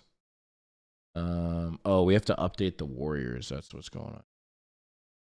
Okay, so obviously we're running the Warriors with the Reapers because we want the AP2 and Lethals with Illuminar Xeris. That's what we're. Boom, there we go. 2,000 points on the nose. Doesn't that just fill your soul? Feels so good. Okay. Let's talk about this, and then I'll go through the questions here. All right. So, also appreciate everybody that donated. Y'all are the realists. Seriously, just appreciate it, man. It's super nice. Super nice. Okay, so let's talk about this. So the biggest thing is this is kind of like an MSU style Awakened Dynasty list running the Silent King. Okay. Now, the biggest thing why we have the Silent King in here is I feel like really solves a lot of the problems that Awaken can run into. And one of the biggest ones is Battle Shock. And if you don't already know, if you have Ignore mods and the Warriors are Battle Shocked, they're still going to be OC2. So it prevents in certain matchups where, you're playing against Nids or you're playing against like, what is it, like Chaos Knight, something like that. Something like a Battle Shock at like -1 where, yes, you're not going to be able to use your strats other than the Ghost Ark and the Resorb, but at least you're able to potentially save the Warrior unit, and then also you're still going to be OC2. The other really nice benefit is that even if you're not in the Ignore mods for the battle round, the Warriors are going to be also Leadership 5 because the Overlord with Translocation Shroud is attached to give them Leadership 6, and then +1 Leadership for the King. Okay? Now, what's really nice also having the King in this list is that he is not necessarily the focal point of the list. So a lot of times when you're running Star Shatter, you're running Phalanx, you're running Hypercrypt, like if he goes down, it's like your whole plan is like almost out the window sometimes because he is like the focal point. But in this list, it's the Warriors. So what you're trying to do is more or less surround the Warriors with good damage pieces that are going to distract your opponent from shooting at the King rather than the Warriors. And it's this weird headspace where you're like, I don't care if the King dies. Like, obviously, I'm not going to expose him like turn 1 or turn 2 unless I am going to kill something. And you have free indirect. It's great against Eldar. It's great against Orcs. It's great against Guard. And, you bring him out turn 3 on a push turn or turn 4, and you're like, well, cool. You shot at him, and the Warriors are still alive, and I'm just scoring points. Like, this list, this list scores points. Like I don't know if I think there's been one game I've scored I think the lowest game I've scored so far with this list is like 76 points. And I've had a couple 100-point games in this last week, and these aren't against, bad players by any means. So this list scores extremely well. The Illuminar Xeris, I guess just go one by one here. So that's mainly the king, why he's in the list. Also, he's going to help with the damage because Awaken has somewhat of a damage problem. Not somewhat, they do have a damage problem. And the king helps really solve that in a lot of ways with the rerolls, and then also prevents your opponent rushing you. Because one big thing that your opponent a lot of times wants to do is they're like, oh, okay, you don't really have any long range shooting or anything like that. All right, I'm just going to jam all this stuff in your face. But when you have the king in there, it really changes that dynamic because now you legit have a better shooting threat downfield, and he slaps in combat. So, you know, if you have somebody that wants to really rush you, they're going to get clapped next turn by the Silent King, Scorpek Lords, and Scorpex. And we all know they do a lot of damage. So it just felt really good. I'm not going to lie. We have Ork on the Diviner. He's going to be staged behind a wall somewhere, but he has a once per game, like just come down from the heavens and just beats you.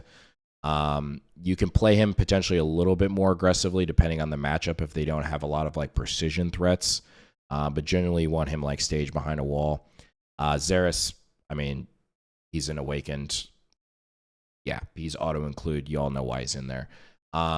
Let's talk about the two hex marks. One hex mark's going to be in the Ghost Arc with the Veil in most games. The reason why he has a Veil of Darkness, it has come in clutch in so many games where... Oh, Walter joining the chat. What's up, man? The legend himself. The legend himself.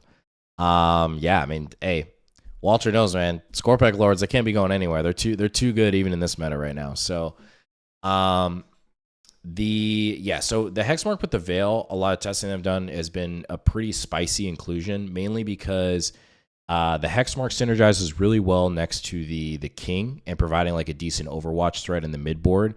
And it's really nice because a lot of times if your opponent wants to go after the Hexmark, you can still spend the CP to bring him back because a lot of times they're not able to actually get to him in combat because they're move blocked by the warriors. So a lot of times it's usually a wasted activation to even go for him, or they have threats that they need to, you know, that's more important than a Hexmark. Like, he usually never gets touched. I don't think there's been a game where he's actually died. And then it gives you really good flexibility in turn 5 to use that Veil of Darkness because he's a 40 mil base that has Deep Strike. So especially if you're going bottom of turn 5, you can bring him up. You draw like Recover or Sabotage that last turn. That's usually like an automatic 6 points because you can just drop him down and get cash in an easy 6 points. Really any secondary. You draw behind last turn, you draw Locust, which a lot of times in Awaken sometimes are dud cards, but when you have him as the tech piece with that, super strong. Super strong with scoring points. Because at the end of the day, Warhammer, it's about scoring points. It's not about like, I mean, yes, killing is important, but like score more points, that's going to win the game. So Hexmark, Veil, it's great inclusion. Overlord, Translocation Shroud, -1 hit for the Warriors. You all know the package, -1 to hit. Auto moving 11. And then the one thing a lot of people forget about is the Translocation Shroud. It basically makes it so the Warriors almost have fly because they're teleporting through units. So you can't really move block them, which makes it super strong as well. 3 Scorpek Lords, 1 with the enhancement for Feel No Pain. 20 Warriors with Reaper to synergize with Xeris. So they're going to be AP2. No way to give them ignore cover, but they're not, again, the Warriors know the role in the list. They're not there to do damage. This is our primary anchor and scoring piece and just annoyance. Crypto Thralls to help skew the math. Unit of 5 Flayed Ones, 2 Scorpek Destroyers with the Plasmite token.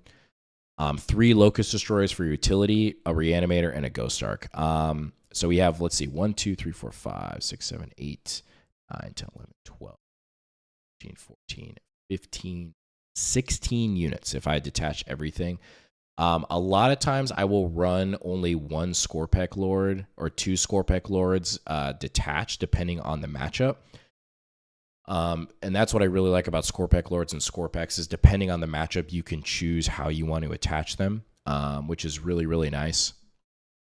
So, and then the Locust Destroyers, having 3 of these is I would say I would ideally like to have 2, but it is kind of a weird break point because of the fact that, yeah, I've thought about dropping 2 Scorpek Destroyers and like a Locust, but at that point I'm like, it's feel like you get more balance. Like I really like having more board control in this meta right now, and just more units to trade with, especially with like Orcs and Eldar. I feel like value going up. So just having more pieces to screen in the early game where I don't have to commit what I want, I think is going to be super strong. So overall, this is the Awakened list. So screenshot it. I'll save this live stream. Go back if you guys want.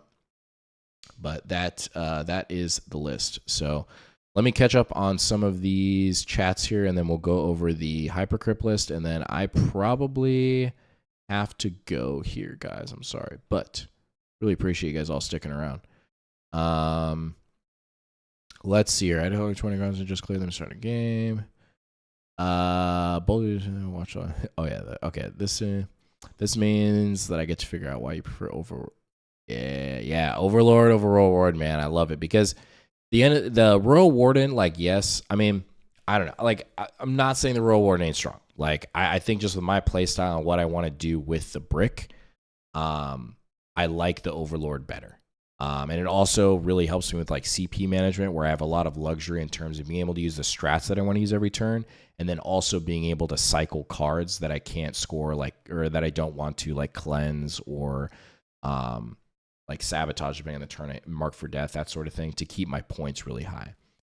Newer to 40K on your channel is making me switch to playing Necrons. Hey, there we go. One more to the fam.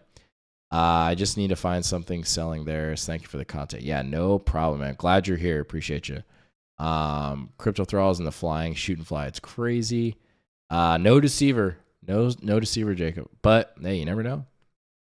Flayed ones, yeah.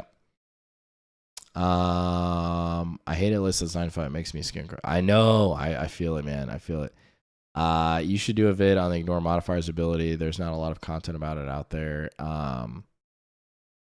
Yeah, no, totally could. That's actually a pretty good idea, to be honest. And like different like things you can use it for that maybe you don't necessarily realize. I think for 2 DDAs, you could drop the thralls for a warden if you're finding battle shock as an issue. So here's the thing with the Royal Warden. So like if you take Tyranids, for example, and they're like they do their shadow in the warp once per game, or they have anything that battle shocks your opponent in the command phase, a lot of times those strats are at the start of the command phase, which they'll battle shock the unit, and the Royal Warden specifically says that it can unbattle shock the unit at the start of any phase. So I believe, I have to double check, but I believe that because it's already activated, I think that would be like out of phase sequencing, and then he couldn't use the ability, so they'd still be battle shocked, and they would take your primary potentially. That's kind of a technical question. I have to like look that back up, but I don't think you drop the Overlord. The auto advance and res orc is way too good. Yeah, no, for sure. And I think hex marks are like potentially a really good counter to this orc shenanigans right now.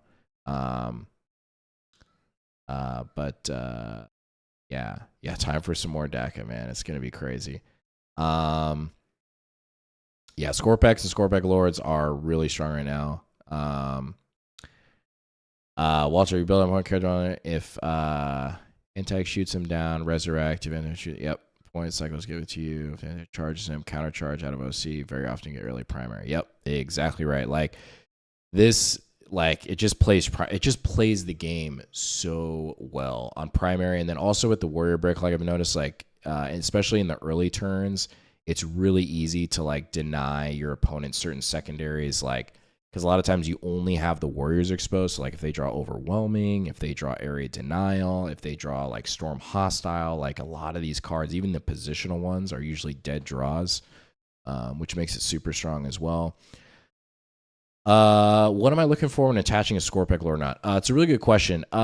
Really it depends on if they're more like stat check skewed. So like against, like Marines, against Chaos Knights, against, like Solar Spearhead, those type of lists, I would probably have more of the Scorpec Lords attached because you're really needing to punch up on damage and into that armor.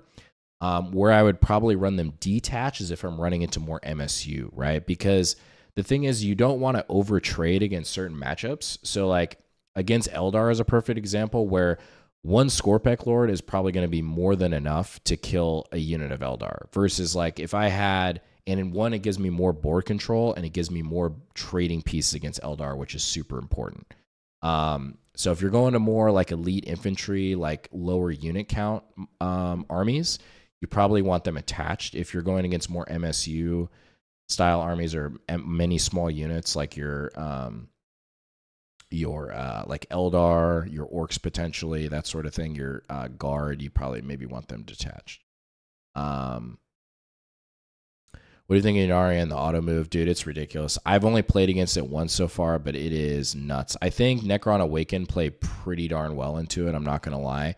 I think we're a pretty good counter to it, but I have to do more like play testing and see. But I mean, it's very strong. It's very, very strong.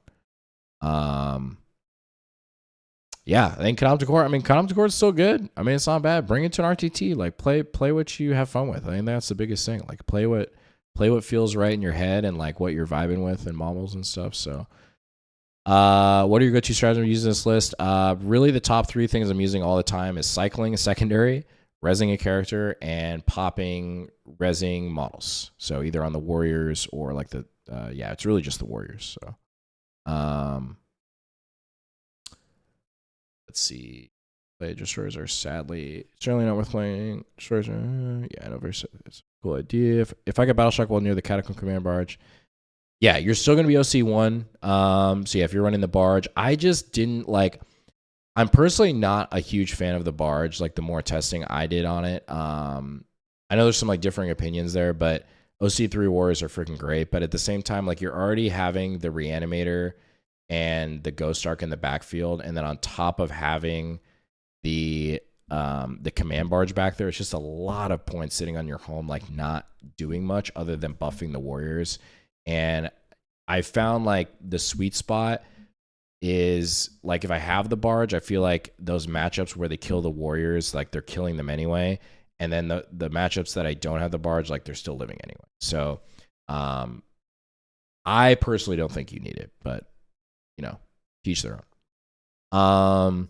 Yo, he's getting Silent King tonight. Heck yeah, man.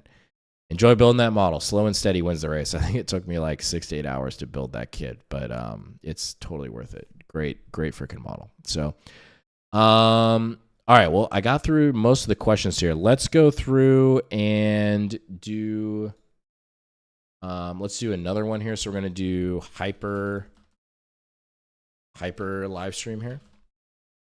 And let's go over a hyper list that we're thinking about here. So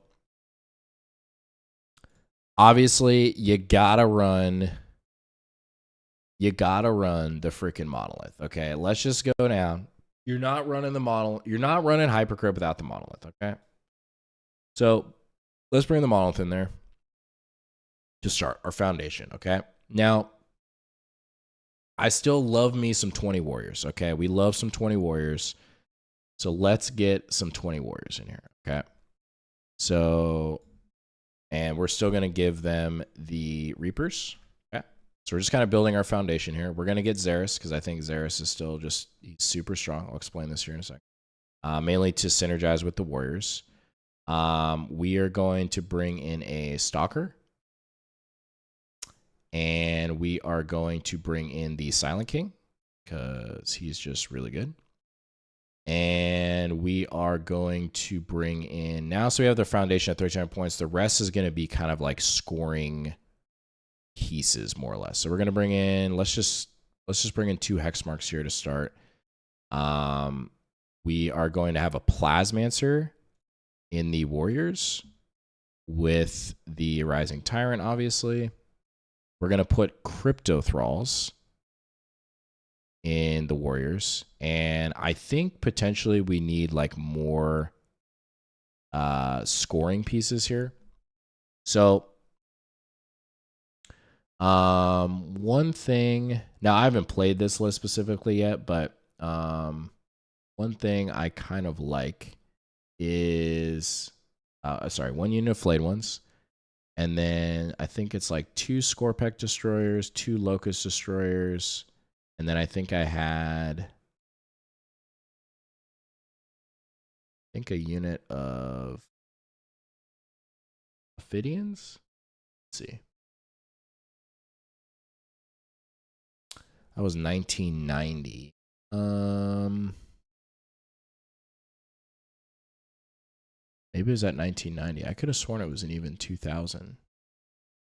Maybe it was 1990. 2000 there. 420. Let me see.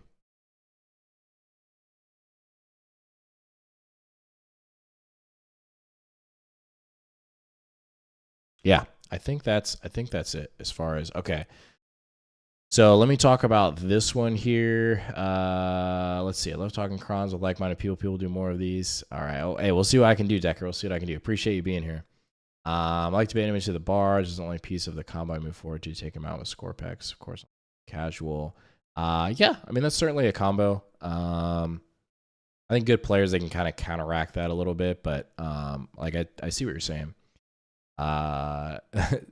Heavy construct hypercrypting around. Yeah, it's seriously crazy. I mean, for real though, right? You gotta have a unit 20 warriors. Like, so good. Can we get CCB, Noble Keyword, and Lich Guard, and Praetorians get battle on OP? Yo, Steven, I get it, but also, like, can we just get, like, a Silver Tide, man? That's what we've been talking about earlier, just, like, Warriors and Immortals, man. Like, detachments, like, +1 strength, +1 AP for battle line. They get, like, a Salt or something. I don't know. It'd be crazy. That'd be so cool. Love the Stalker, one of my favorite models, and I feel it's probably undercosted. I think it's really good. I think Stalker's in a really good spot. Oh, hey, yo. Dylan in the house. What's up, man? Yo, appreciate you, man. Appreciate you. Dylan, one of our team members, just throwing out here. Love the Stalker. Ophidian Destroyers can lift 5 units in one time in Hypercrypt. Yeah, I think having 1 is a good tech piece, especially because, like, we can only bring up 2 units. And then with the enhancement, it's 3. God, like, it. Man, I wish they would bump that up back up to 3 units, but, like, I do get it. Walter coming in next to Psychomancers, a try. I'm hyped. Yeah, they are good. I mean, they are very tricksy, especially with, like, the Battle Shock. I believe 2, you still can be outside of, like, LOS for them, which is super strong. That's good. So I think this is more or less like a foundational Hypercrypt list, then can kind of adjust how you see fit. But essentially, this it was you know what it was? It was, I know what I did. It was, I had Scarabs in the list. That's what it was. Scarabs. Let's see. Tell you why. Where are they?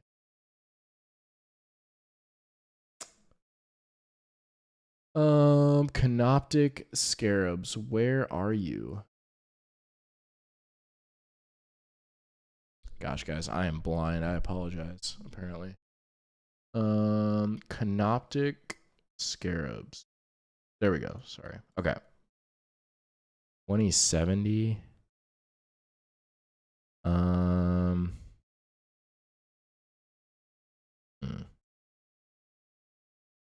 Maybe I just had 1 hex mark. It was something like that. I think it was like 1995. I don't have my phone on me, so I can't. And I don't want to leave you guys. So, okay. So this is like a rough foundation of what I'm thinking. Okay. So, essentially what you can do is and people have seen this before. Okay. So essentially you're using the Silent King and the Monolith together as a package.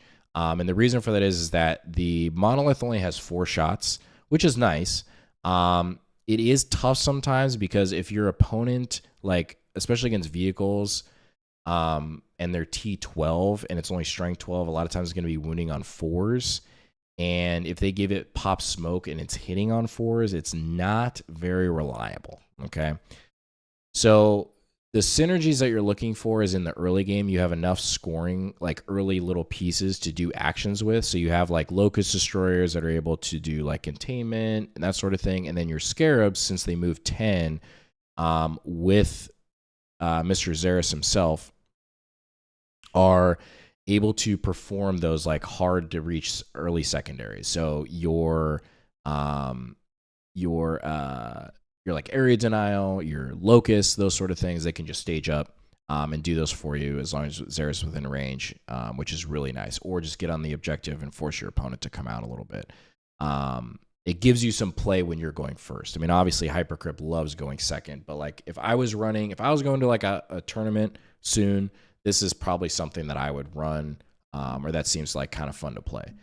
So, and then the synergies, you have the Eternity Gate, and you're essentially dropping like the Monolith, the Silent King, and then 20 warriors out of the Monolith, and just trying to blow up as much as you can. And you still have enough trading pieces like the Ophidians. I would leave them in Deep Strike and then just drop them down as like a screening piece in the early game, and then scoring later in the late game. And then you have Scorpex, which are still just great units for just early killing stuff, right? So if they put something on the midfield, you have something that can reliably go in and kill those resources potentially. So you don't have to use the Monolith or the Silent King for those shots. And then you have the block of 20 warriors that come out with the next to Xera, so it'll be AP2 ignore cover, which is like super strong as well. So this would more or less be something like a Hypercrypt list I would run right now. I think would be fun, you know. And I think you definitely win some games. I mean, it's got some good scoring, it's got good board control. You know, I think you would have to get like quite a few reps in just to, you know, feel good about it. But I think for the most part, it's I think it'd be a pretty solid list, honestly. So 20 warriors are going to die fast in this, I feel. Certain matchups, yes, but also no, because the Crypto Thralls, one, are going to skew the math. So they're hitting on they're giving more wounds, but it gives the warriors a 3-up save potentially, and they're going to be next to Xera. So they'll usually be in cover and then Xera, so they're essentially -2 AP. And remember, in Hypercrypt, you can spend the 2 CP to yoink them back or Eternity them back to the Monolith. So your opponent's going to get 1 activation, and what you're trying to essentially line up is that you obviously drop in these resources to clear out everything in front of you. So they're going to have to shift over more resources to try to even interact with the warriors, and a lot of times it's not enough in 1 activation to get rid of them, and you can save the unit. And then they also act as like a buffer for the Monolith, but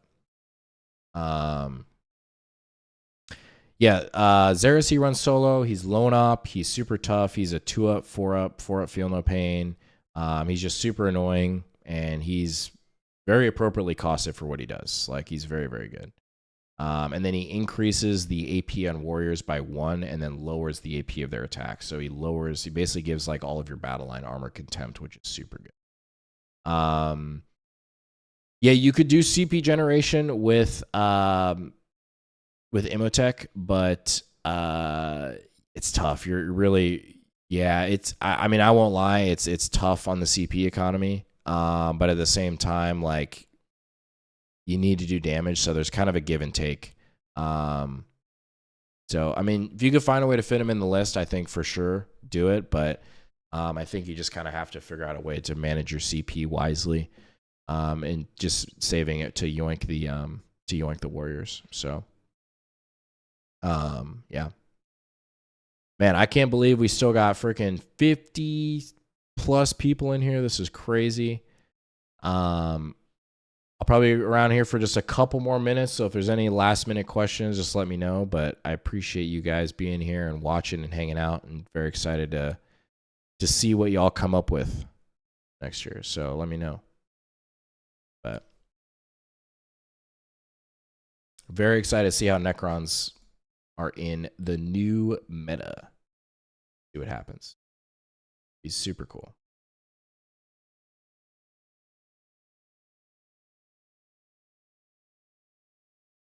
Yep.